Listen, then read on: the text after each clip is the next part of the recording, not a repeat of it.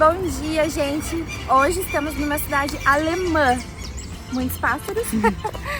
A gente está visitando a cidade chamada Pomerode, aqui em Santa Catarina. Fica próxima a Blumenau, próxima aí à região de Balneário Camboriú. A gente veio de uma cidade vizinha ali de Balneário, de Penha, né? Da região do Beto Carreiro. A gente deu 1h30, o trânsito tá ok, é um sábado, tá chovendo bastante.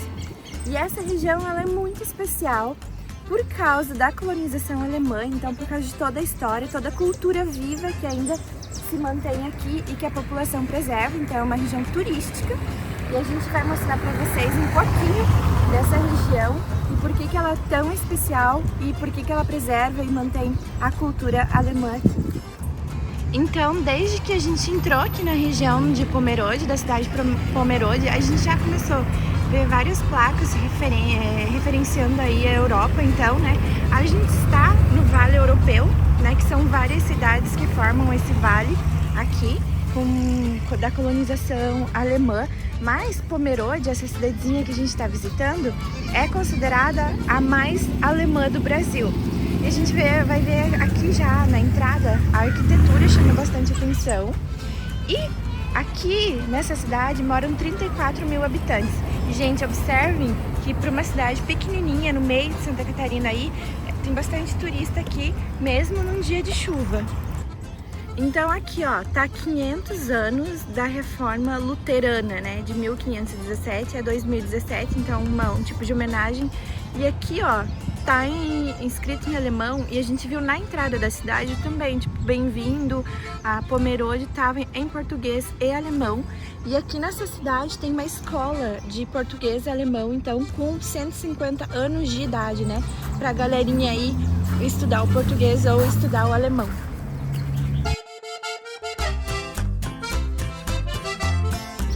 Temos aqui um alemão, não, mentira, ele é um croata, mas ele parece alemão, com seu cafezinho passeando na Europa. Even my own people think I'm German. É, os croatas acham que o Musk é alemão e falam com ele em alemão.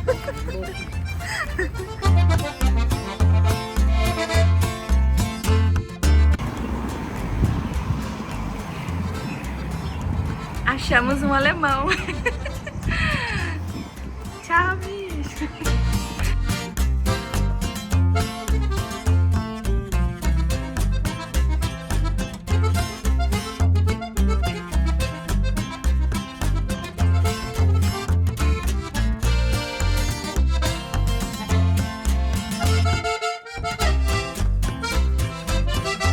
Então, nessa região aqui de Pomerode, tem uma rota chamada Rota Enchaimel, que é uma rota aí de 50 casas, é uma vila turística. E essas 50 casas, elas têm uma arquitetura germânica muito bem preservada. Foi eleita pela ONU aí como entre as melhores vilas do mundo para se visitar. E aí eles consideram alguns quesitos, como preservação da cultura, enfim, vários quesitos que colocam ela nesse patamar. E entre 175 cidades avaliadas em 75 países, essa está entre os melhores para se visitar. Então a gente vai para lá. A gente está só entrando na cidade, é o portal de entrada da cidade. A gente ainda atravessa a cidade para chegar na rota do Enchaimel. Então, para visitar essa vila, e a gente vai mostrar toda a vila para vocês. Bora lá!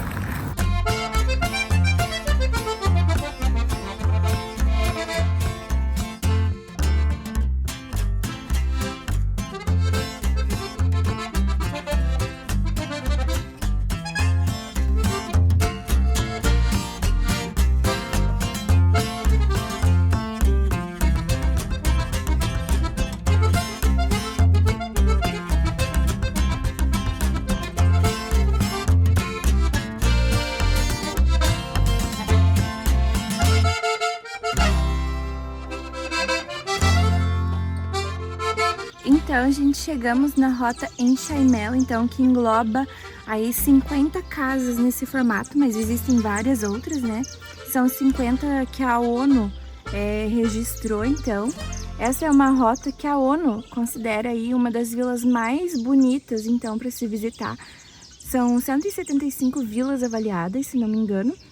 Mas a ONU considera alguns requisitos, como preservar a cultura, enfim, e essa vila ficou entre as mais bonitas do mundo.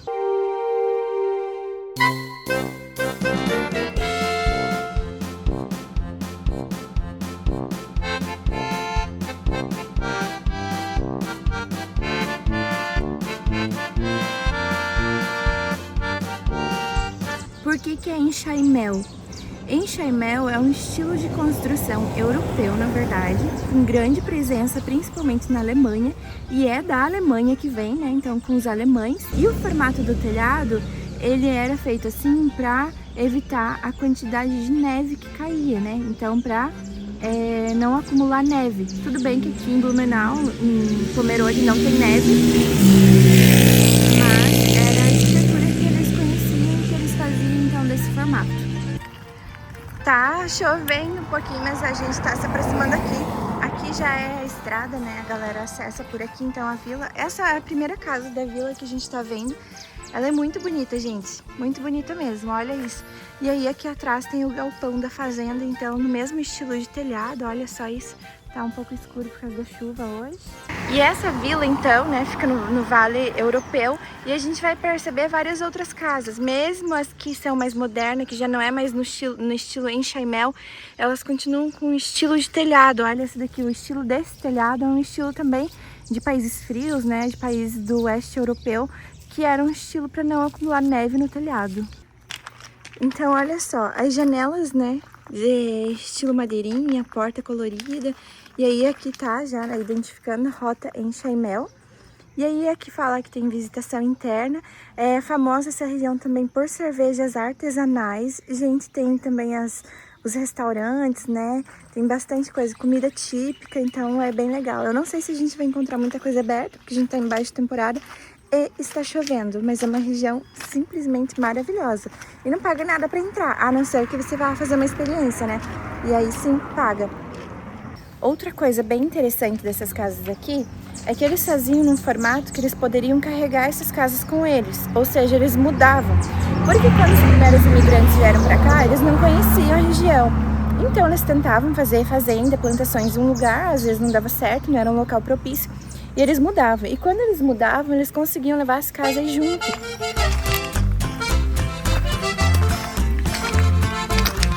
que está acontecendo aqui? Oi, bom dia. Bom dia. Oi.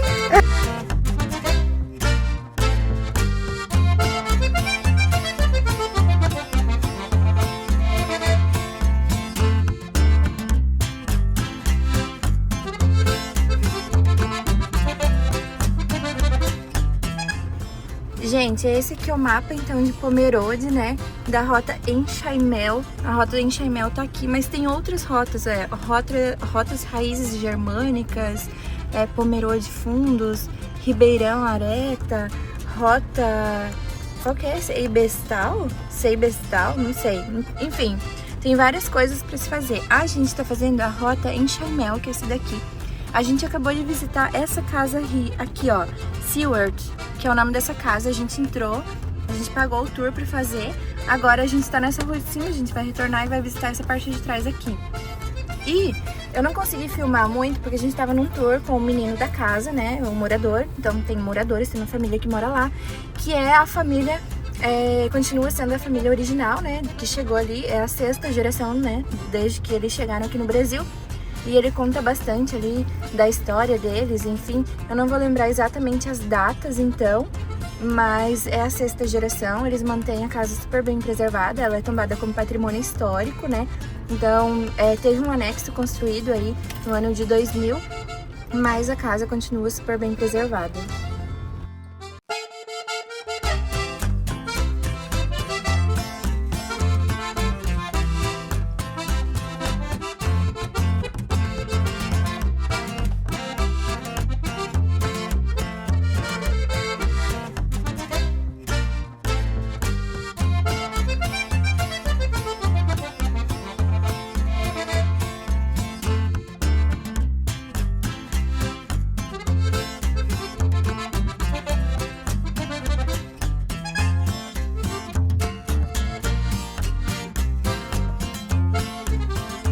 Olha, gente.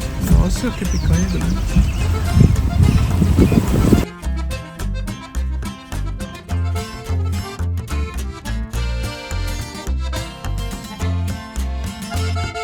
Então, enxaimel é um jeito, né, uma forma de construir onde eles não utilizavam de concreto, porque não tinha, né, concreto, massa, assim, né, não tinha também ferro, não tinha tecnologia, não tinha energia, não tinha combustível, né, então basicamente era construído com tijolo e madeira. As madeiras são encaixadas, né, tipo um Lego, um quebra-cabeça, e os pregos também eram feitos de madeira. Então essas famílias vieram para cá através do rio Itajaí-Açu, subiram até Blumenau, e de Blumenau elas se espalharam pela região, né, então a família dessa casa que a gente visitou, eles vieram aqui para essa região de Pomerode. Então o lote que eles tiveram acesso na época tinha 200 metros de frente e 1.500 de fundo. E eles continuam, é uma das únicas famílias que continua com essa mesma quantidade de terra, né, preservando. A casa deles é tombada pelo patrimônio histórico. E aí ele foi explicando ali para nós que quando eles chegavam aqui, eles faziam uma casa simples de madeira, de palmito, na verdade, né, da madeira do palmito, cobriam com a folha aí da palmeira. E aí era uma casa muito simples, de chão batido. E aí para construir essas casas de enxaimel, eles demoravam aí de 1 a 2 anos, porque eles precisavam cortar a madeira no machado, com a ajuda de cavalo ou boi. Eles traziam essas madeiras para serraria, né, para moldar, então aí para cortar do jeito que eles precisavam. Depois retornava aí para eles fazer os encaixes do enxaimel, e aí para preencher com os tijolos, né.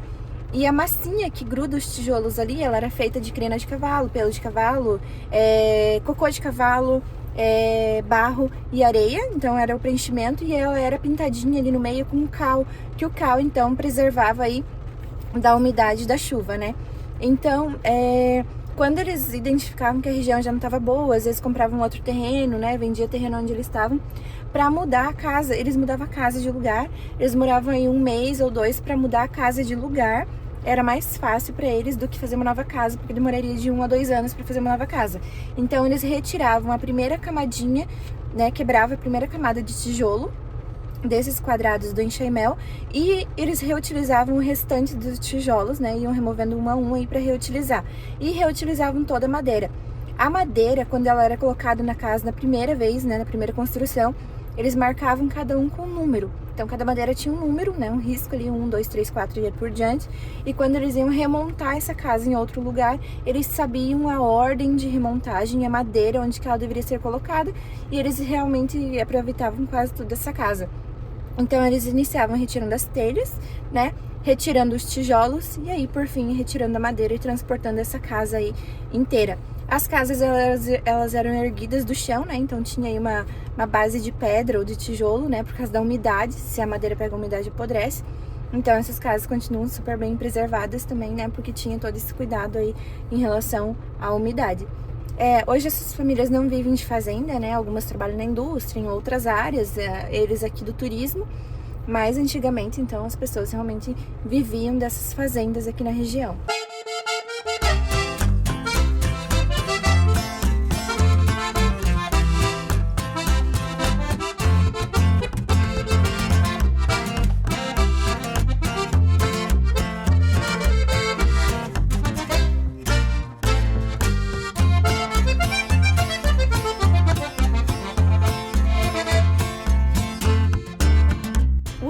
Ali, né, com a explicação desse menino, foi o menino, né, o filho ali do dono. Ele cobrou R$20 por pessoa para fazer o tour. A explicação dele é excelente, né, então ele realmente está muito inteirado dentro aí da história da família, da colonização aí, bem legal. O pai dele escreveu um livro contando, né, a imigração da família, comparando algumas fotos lá da Alemanha. Ele foi para a Alemanha esse ano, então ele mostra lá na Alemanha onde a família veio, como que era e como que tá. Quando a família deles veio pra cá, né, a primeira geração, eles eram trabalhadores de uma fazenda lá na Alemanha, e aí eles perderam o emprego, né, foram colocados pra fora, substituídos por máquinas, e aí vieram pra cá pro Brasil pra tentar dar sorte, uma vida melhor, enfim, né. E eu tava lendo que essa região aqui, ela foi destinada aos europeus pela princesa Francisca. Pra quem não sabe, a região inteira de Joinville era da princesa Francisca, né, do período imperial aí. E a princesa, ela queria que o comércio crescesse aqui da região, na região toda. Ela achava essa região aqui de Blumenau bem parecida com a Europa, e também tinha uma intenção de tornar uma pequena Europa aqui. Era o que ela queria. Teve uma campanha aí para trazer então a mão de obra europeu para colonizar essa região aqui.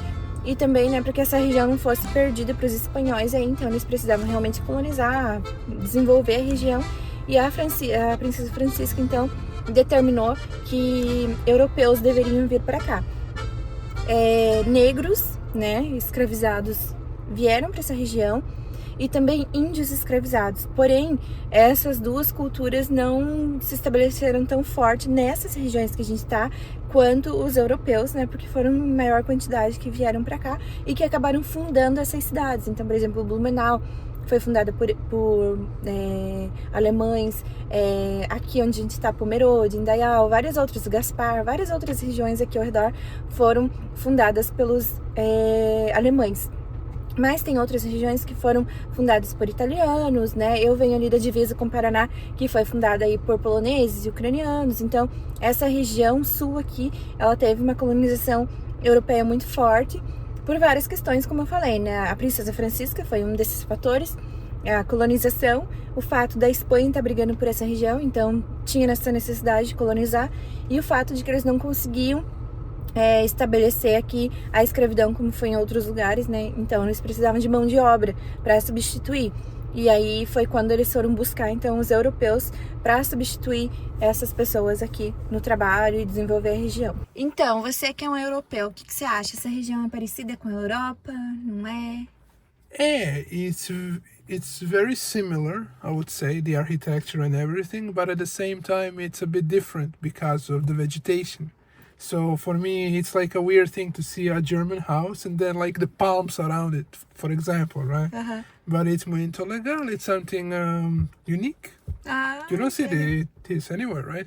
We've been to Gramado também 3 years ago. It was amazing as well. So Mais diferente, it's interesting. It's interesting, yeah. Então, o que o Musk falou que parece com a Europa, mas ao mesmo tempo não, porque tem uma arquitetura germânica, mas aí tem uma vegetação brasileira, né? Bem diferente da Europa. Mas é uma combinação interessante de ver, né? And another thing, so the architecture is of course German. The vegetation is from South America. Da América do Sul. And then sometimes you hear Portuguese as well, so it's like a mix of like all of the other things. But it's interesting. Aí escuta português, né? But for example, the guy who we visited now, the family house, they speak also German, right? É verdade. A família que a gente visitou agora, eles falam alemão. Sim. E ele falou em alemão com o Musk. Mas eu não falo alemão. Mas alemão. Você fala português? Um pouquinho mais vergonha, sabe?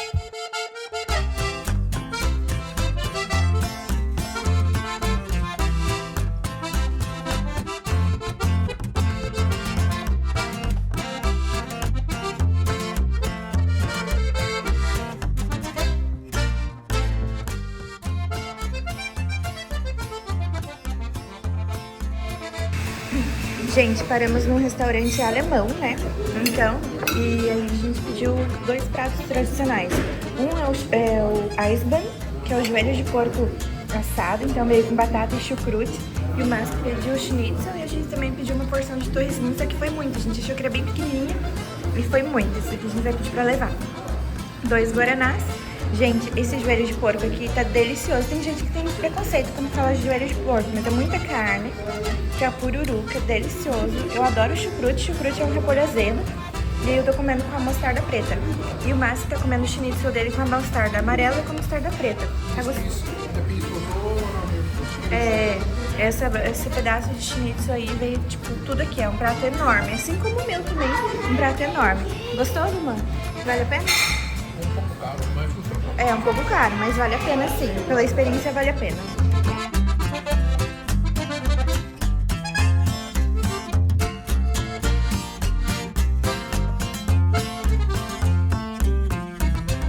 Bom, gente, paramos em uma padaria, então, pra pegar um strudel, né, amor? Tem 1 quilo de strudel aqui. Strudel, que é um doce típico alemão, né? A gente pediu um pedaço, gente, pra cada um, né? Um pedacinho pra cada um. Mas olha aqui, gente, é grande, tá pesado. Tudo bem. Deu R$33, então, só que tá pesado. Quantos gramas que tem aqui? Tem meio quilo de strudel. Meio quilo, gente, Então, esse meio quilo de strudel deu R$33 ali, né? Mas no restaurante que a gente almoçou, uma fatia de strudel tava 35. Então a gente fez um bom negócio parando na padaria. E geralmente padaria tem várias opções. Ali tinha strudel de queijinho. Claro que já é uma versão brasileira, a gente tá indo pro tradicional, né? Que é o strudel de maçã. A diferença do restaurante é que no restaurante eles servem com sorvete. Aqui a gente não tem um sorvete, né? Uma bola de sorvete. Mas ele tá com bastante creme. Ó, tá bem cremoso, tá vendo? Bem molhadinho. Na Europa ele não é cremoso assim. Geralmente é um folhado seco e aí a maçã dentro. Esse daqui tá com creme. Vamos ver se o Márcio vai conseguir provar, gente. A gente tá sem colher. Vamos, amor! Eu sei que você consegue. Só pra uma mordida. Eu vi um porquinho, sabe? Nossa, que soft. É brasileiro, né? A gente gosta de um creminho, um molhinho. Because strudel is usually pretty Seco. seco. Here they only put the white sugar on top, normally. É. But this is some kind of a syrup, and it's very. O strudel que a gente comeu na Europa, ele é seco e deles botam aquele açúcar em cima, né? Esse daqui tem creme, gente. Let's see if I can manage to grab it. Ai, consegue. Senhora. Nossa, que molhado. If I can't, yeah, I have to break it. Nossa senhora. Look, it's just breaking. Vai. Eu peguei maçã. Mas a maçã é boa ou não? É sim. E a massa? Tudo bom? Europeu é melhor que É brasileiro? bonzinho. É, sim. O quê? É, desculpa. Europeu é melhor, mas esse não é ruim. É bom também, sabe? Cara de pau, me dá aqui meu strudel, você não merece. Nossa, que pesado. Não, vai, comer. Não quero. Bom, gente, então foi isso desse vídeo. A gente visitou essa cidade charmosíssima, linda, limpinha, estilo europeu, maravilhosa. Uma visita que vale a pena, não pagamos ingresso em nenhum lugar que a gente visitou. É claro que tem lugares que pagam ingresso. A gente pagou aquela casa que a gente visitou, R$20 que eu falei, né? Mas dá pra fazer tudo de graça, se você quiser. Se não quiser optar por não pagar nada. E é uma visita muito legal, rica em cultura, em história. E dá pra passar um dia fazendo essas visitas aqui. Então quem vir para essa região de Blumenau, Balneário, com certeza vale dar um pulinho aqui em Pomerode para fazer essa visita. Então é isso, muito obrigada por assistir, se inscreve para nos apoiar, deixa aí o seu gostei, o seu comentário e até o próximo vídeo. Beijo! Obrigado, gente. Beijo.